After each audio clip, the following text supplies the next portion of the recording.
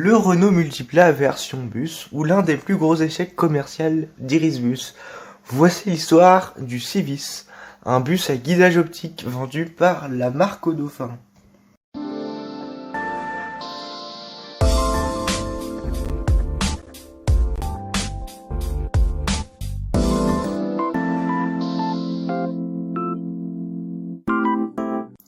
Guidé mais pas de rail de guidage, en fait il s'agit de bandes de peinture blanches détectées par une caméra surmontant le véhicule.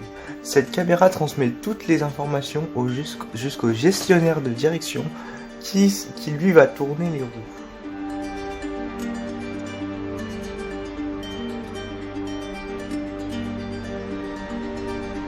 Mais alors, depuis quand ça existe, le Civis ? Eh bien, pour le savoir, il faut aller nulle part, juste rester assis et m'écouter. Si, on va quand même aller faire un petit tour dans les années 90.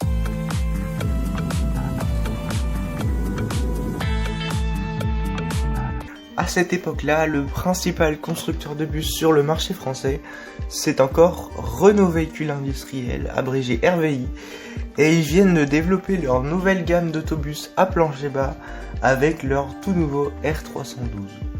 Parallèlement à celle-ci, le constructeur s'intéresse à la mobilité du futur et développe une série de petits projets pour des véhicules destinés au centre-ville.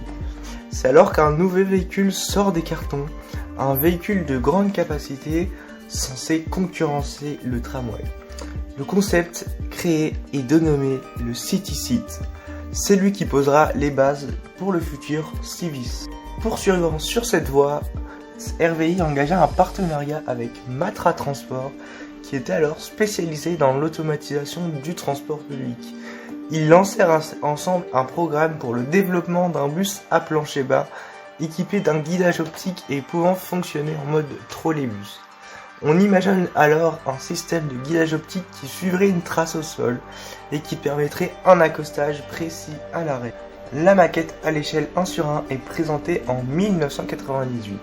Renault présente alors un véhicule avec les avantages du tramway, c'est-à-dire l'accostage aux arrêts et un site propre intégral, mais une très grande flexibilité d'exploitation, aussi bien sur la personnalisation du véhicule pour l'exploitant, version diesel électrique ou trolley, l'emplacement des rétroviseurs et des longueurs allant jusqu'à 12 à 24 mètres. Oui, à l'époque on imaginait du 24 mètres sur un Civis. Renault annonce alors que les tests seront effectués sur la ligne du TVM, donc le Transval de Marne, comme l'était alors le TVR à cette époque. Mais le véhicule n'est pas du tout au point pour la période d'essai qui lui était prévue, et des défauts qui n'ont pas pu ressortir lors de ces tests puisqu'ils n'ont pas eu lieu, sont malheureusement ressortis lors de l'exploitation des véhicules par les exploitants. À ce moment-là, RVI fusionne avec l'italien Iveco et ils vont former ensemble Irisbus. Et c'est sous cette marque que le Civis sera finalement commercialisé officiellement pour la première fois. C'est au cours de l'année 2000 que les tout premiers réseaux commencent à s'intéresser au Civis. Il s'agit alors d'un véhicule bénéficiant d'une motorisation très complexe. En effet, afin de laisser le plancher très bas et l'espace arrière dédié à la génératrice diesel, il est décidé que chaque essieu aura son propre moteur de traction, plutôt qu'un ensemble de traction comme c'était le cas jusqu'ici notamment sur les bus diesel ou électriques ou les trolleys.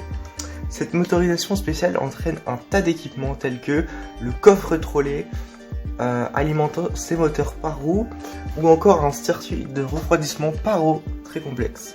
Le freinage renvoie aussi de l'énergie qui est renvoyée vers le coffre trolley lorsque le véhicule freine, puis cette électricité est renvoyée par la deuxième perche lorsque cela est possible, sinon il est renvoyé sur un hacheur de courant et sur une série de résistances qui va dissiper ce courant en chaleur puisqu'il ne peut pas être utilisé autrement. C'est entre autres cette motorisation unique qui va poser un tas de problèmes aux exploitants. La première ville à s'y intéresser est la ville de Rouen et elle envisage directement d'acheter 57 bus. Mais elle signe que pour 2 exemplaires afin de tester le matériel avant de valider la commande plus importante. Ils ont un peu de retenue et les 2 véhicules sont fournis en fin 2000. Ces véhicules possèdent une face avant plate et une cabine classique à gauche. C'est ce design de cabine qui sera repris et qui sera appliqué plus tard pour le Crystalis. Pendant ce temps, Clermont-Ferrand envisageait également une exploitation à long terme du véhicule et commande 6 véhicules sous forme de location pendant 3 ans avec possibilité d'achat par la suite. Seul un des véhicules sortira du dépôt et enchaînera les tests pendant que les 5 autres seront en attente et seront finalement renvoyés plus tard lorsque l'exploitant a déclaré qu'il n'était pas satisfait du service de ces véhicules. Donc les véhicules de Clermont-Ferrand possèdent une face avant de type tramway avec un poste de conduite central. Les véhicules seront livrés en janvier 2001. Tous les véhicules seront assemblés dans l'usine Heuliez à Rorthais, qui est une filiale d'Irisbus. Les deux villes vont rapidement commencer les tests d'expérimentation technique de leurs véhicules.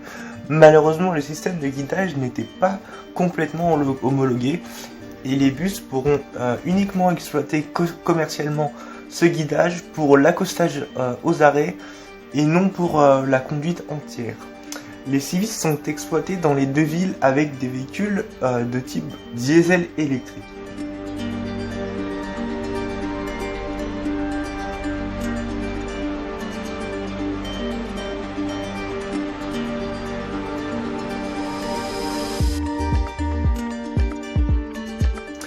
Irisbus lance un véhicule de présentation qui sera un prototype et ce prototype parcourra les villes afin de faire connaître le véhicule et ira notamment à Amsterdam pour être testé pendant quelques semaines, malheureusement sans suite. En février 2001, la ville de Las Vegas se trouve intéressée par le véhicule français, donc cette ville américaine, pour son service de ligne Max. Le prototype de présentation revêtit une livrée spécialement conçue pour les États-Unis par Stefan Mayor et effectua des essais de plusieurs mois. La ville fut bien conquise et à la base elle voulait 5 véhicules et elle en a finalement commandé 10. Et ils seront mis en exploitation en 2004. Pour des raisons de localité, de circuit court, à la place des moteurs Renault qui sont habituellement implantés sur les Civis, comme ça a été le cas sur les commandes précédentes, on remplacera par un moteur Cummins, les mêmes que sur le tram de Nancy. Ouais.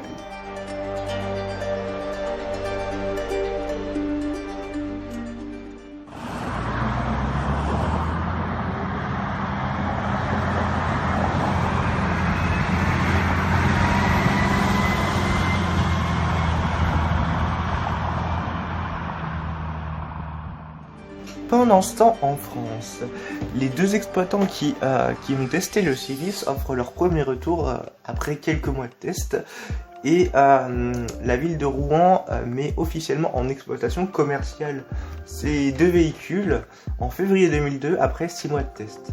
Mais dans les deux villes, on effectue les mêmes constats. Le Civis a une consommation très élevée de 100 litres au 100 km/h, soit 30% de plus qu'un Agora classique articulé qui effectuera le même service puisqu'ils seront équipés aussi à 2 guidages optiques pour l'accostage aux arrêts seulement. Les véhicules sont peu fiables également et les pièces de rechange sont très rares à trouver. Dans la même année, Rouen souhaite cesser l'exploitation et lance une action en justice contre Irisbus afin d'éclater le contrat qui les reliait et l'exploitation du Civis est abandonnée en octobre 2003. Et Clermont fera de même et les abandonnera en décembre 2004. Les véhicules seront ramenés à l'usine de Heuliez. Et les deux véhicules de Clermont-Ferrand revêtront une livrée RATP et seront exploités très brièvement sur la ligne du TVM. Et leur livrée mettait en avant sur des petits carrés sur quelques fenêtres les Jeux Olympiques qui auront lieu plus tard en 2008. Malheureusement, les véhicules ne seront pas gardés à la RATP, ils seront renvoyés également à l'usine. L'année suivante, En 2005, c'est la ville italienne de Bologne qui s'intéresse au Civis et qui s'y intéresse vraiment puisqu'elle souhaite installer un transport en commun en site propre et le Civis s'avère être leur solution idéale. La ville commande alors 49 véhicules, ce qui est beaucoup, à Irisbus qui les fabrique en un temps record. Les véhicules sont livrés et c'était les premiers modèles en version trolleybus du Civis car Irisbus avait abandonné la version diesel électrique car elle consommait trop de carburant comme on l'avait vu précédemment. Les exemplaires pour Bologne sont livrés entre juin 2008 et avril 2010 et les véhicules arrivent neufs et stockés pendant un petit temps au dépôt en attendant de pouvoir préparer les tests parce que les travaux de finition des voies n'étaient pas terminés sur toute la ligne.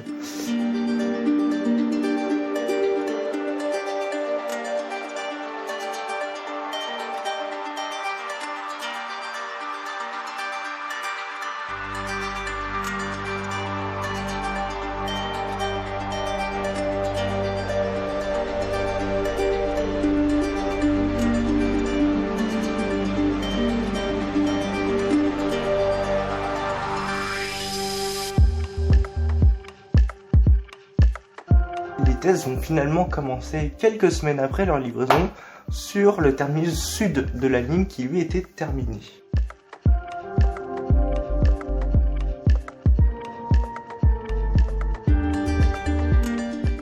Malheureusement, à ce moment-là, c'est le fiasco total. Les tests se révèlent les grands manques de maturité du système de guidage optique. Il n'est pas du tout au point et les véhicules ne répondent pas du tout au cahier des charges. Alors les véhicules se déguident souvent, ils se déguident lorsqu'il y a des changements de luminosité ou dans les virages, car les marquages au sol s'usent trop rapidement et les caméras perdent la trace tout simplement dès qu'il y a de la pluie, de la neige ou toute autre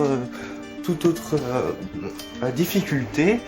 Le moniteur de test racontera même que pendant les tests, un camion était garé au bord de la voie et ce camion faisait de l'ombre sur les traces blanches, sur les marques blanches, ce qui fait tout simplement perdre la trace au véhicule, simplement à cause de ça.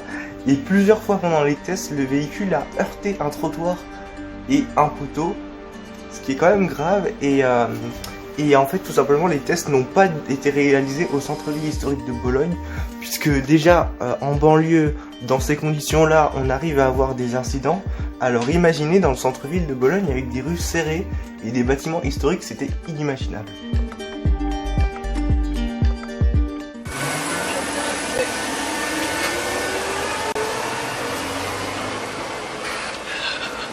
Alors l'exploitant a aussi déploré des incohérences par rapport au cahier des charges, comme par exemple la porte avant qui ne comportait qu'un seul battant au lieu de deux, ce qui allonge beaucoup le temps des échanges voyageurs aux arrêts puisqu'une seule personne peut monter à la fois.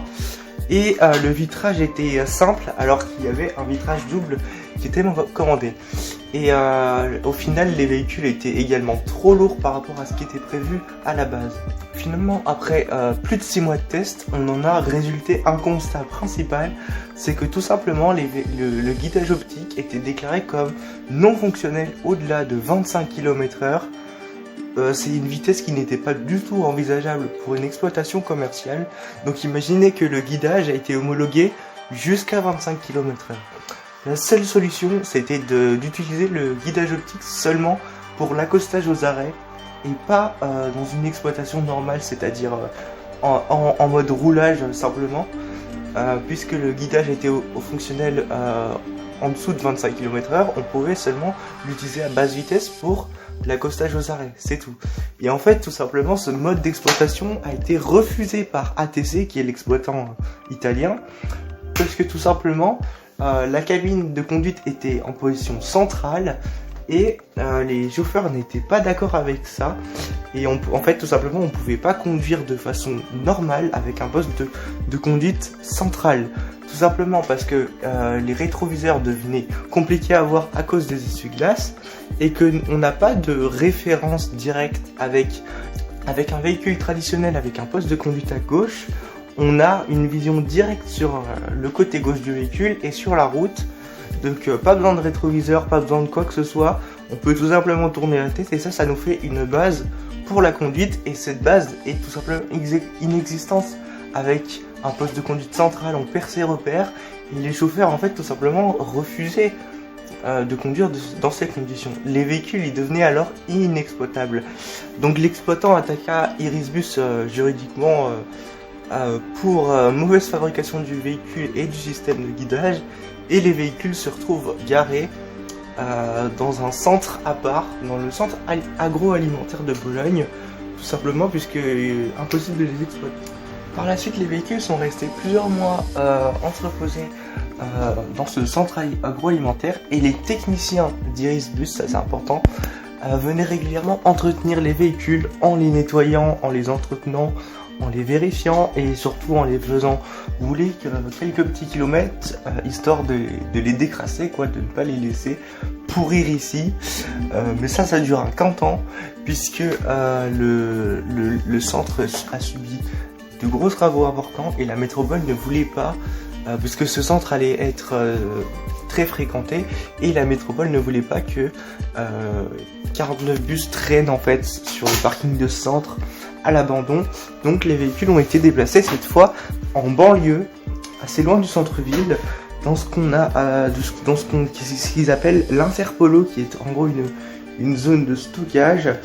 Et les 49 bus ont été stockés sur un nouveau parking, mais cette fois ils sont restés des années, tout simplement parce que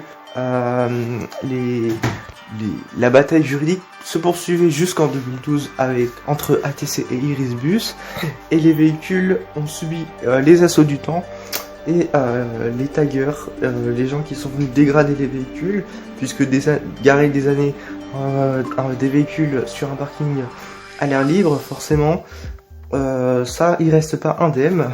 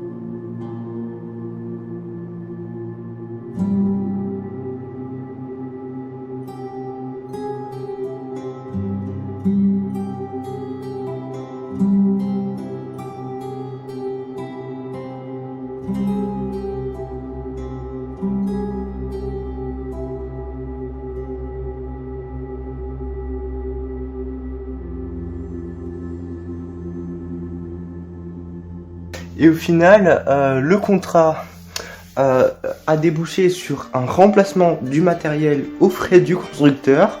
Et le constructeur a fourni 49 bus, donc le même nombre, à l'exploitant. Mais cette fois-ci, c'était des Crealis Neo, donc le nouveau bébé d'Irisbus à l'époque. Et ces Crealis Neo bénéficiaient du guidage optique et de perches de trolleybus également. Donc en fait les véhicules ont tout simplement été renouvelés, mais ces Crealis Neo n'exploitaient le guidage optique qu'en en accostage à l'arrêt. Donc les véhicules ont pu être conduits tout simplement sur le reste de la ligne en mode conduite avec manuel avec chauffeur, mais accostage guidage optique à l'arrêt. On notera qu'en 2012, la ville italienne de Trente souhaitait pouvoir acheter à Bologne une partie du parc pour pouvoir les débarrasser. Le problème étant que Trente ne souhaitait qu'une partie des véhicules, tandis que Bologne souhaitait se débarrasser de tous ses véhicules en même temps. Donc au final aucun accord n'a été trouvé et Trente au final s'est acheté ses propres véhicules, tout simplement parce que Bologne savait que si il vendait une partie des véhicules à un exploitant, le reste ne partirait jamais. En fait, ils se retrouveraient quand même avec des bus sur les bras, donc ils ont tout simplement refusé de leur vendre. Et les Civis ont fini sur un site de vente en ligne de poids lourds. Donc voilà les photos de l'annonce. Et en fait, tout simplement, ils n'ont pas trouvé d'acheteur pour le moment. Pendant ce temps, en 2008, Irisbus décrocha la dernière commande de l'histoire du Civis, puisque la ville espagnole de Castellón, je sais pas comment on prononce, qui a un réseau nommé TVR-CAS, et inaugura une nouvelle ligne de trolley en transport en commun en site propre, bizarrement appelée TVR. Bizarre, mais bon, rien à voir avec notre vieux bombardichou. La ville commande à Irisbus 3 exemplaires seulement. Ces exemplaires seront des exemplaires de 12 mètres standard, trolleybus, guidage optique, mais une face avant de Crystalis pour le coup, avec un poste de conduite classique à gauche. Pour l'exemple, un Crystalis de Lyon sera équipé de guidage optique et viendra en présentation sur le réseau.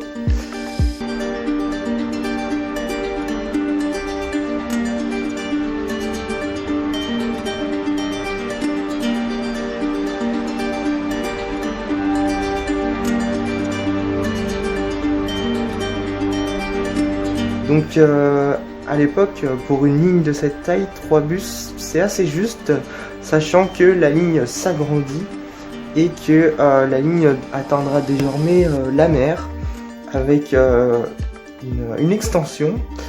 Et il a envisagé rapidement une nouvelle commande à Irisbus pour 2 Civis et un Civis de Bologne qui, pour le coup, n'était pas utilisé, est venu à Castellón du coup et a fait une petite démonstration en utilisant le guidage optique. Guidage optique que j'ai oublié de le préciser, mais fonctionne sur toute la ligne.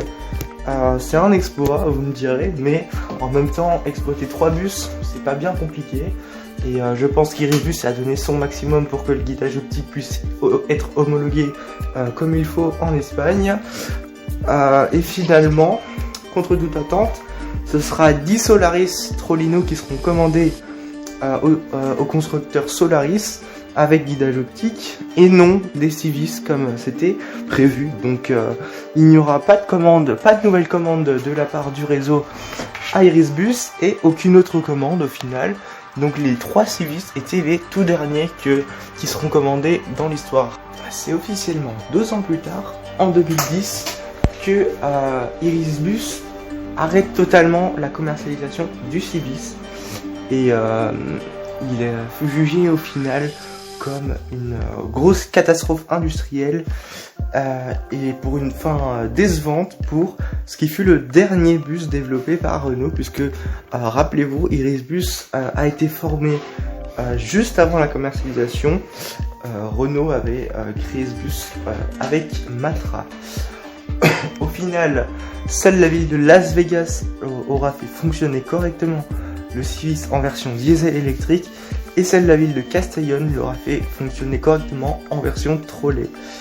En 2014, petit coup d'espoir, la ville de Lyon se manifeste pour la reprise des trolleybus de Bologne, qui sont assez similaires aux Crystalis, présents en nombre sur le réseau, et il suffisait de ne pas utiliser le système de guidage optique, ou alors installer des infrastructures pour pouvoir l'utiliser aux stations et les véhicules de Bologne auraient pu être fonctionnels.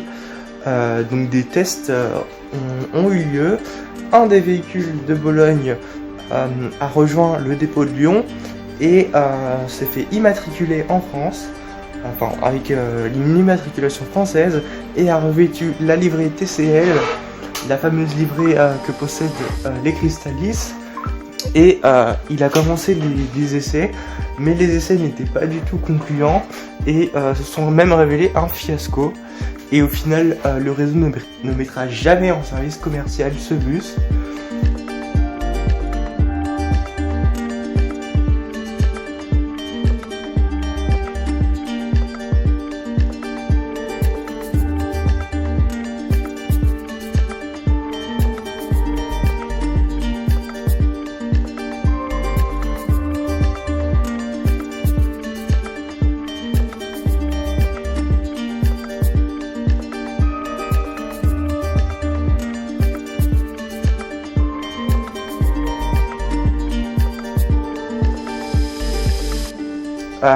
Et le bus a finalement rejoint le site d'assemblage de d'Iveco à Vénissieux, où il restera plusieurs années. Très récemment, ce fameux véhicule fut envoyé au dépôt de Limoges, donc en janvier 2024, afin d'y servir comme pièce détachée pour le Crystalis. A noter que d'autres véhicules de Bologne avaient déjà rejoint les ateliers de Limoges, afin de pouvoir bénéficier de ces bus comme pièces détachées pour le Crystalis, puisque rappelons-le, il possède la même motorisation complexe que le Crystalis, et le réseau de Limoges n'a pas pu bénéficier d'une grosse opération de mi-vie et de remise en état des véhicules comme ça a pu être le cas pour Lyon par exemple, qui a fait refaire ses véhicules Crystalis pour pouvoir prolonger leur durée de vie. À Rouen, les 6 Civis qui auront été remplacés très rapidement en 2003 ont été remplacés par 6 Agoraël qui ont reçu un support de guidage optique, parc qui a été complété par des Citelis puis des Crealis Neo et renforcé par des GX 437 BHNS Eliez. Et tous ces bus possèdent un système de guidage optique d'accostage à l'arrêt qui est assuré par une caméra qui se cache à la base du pare-brise à l'intérieur du bus. Même les Crealis Neo qui pourtant possèdent un support de guidage optique sur le toit, pourtant. Petite exception faite pour la série des Citelis qui, elle, a possédé la caméra de guidage optique au-dessus du pare-brise sur le toit, sur un support qui a été installé au-dessus du bus. Au final, les 48 relais qui restaient à Bologne à l'Interpolo ont été rendus à Irisbus et ont rejoint pour certains l'usine de Eliez de Cerizay, tandis que la grande majorité ont rejoint l'usine Eliez de Rorthais, non loin d'ici. Et ces bus ont pu servir à Limoges comme pièces détachées et à Irisbus pour revendre de certains composants, comme par exemple les équipements électriques, les génératrices diesel et le guidage optique en remplacement pour certains bus. Finalement, il y a quelques années, ces bus ont fini par être détruits après avoir servi de pièces détachées pour Limoges. Alors qu'a-t-on tiré de l'expérience Civis ? Le Civis a permis de développer la technologie du guidage optique reprise sur une partie de la gamme Irisbus.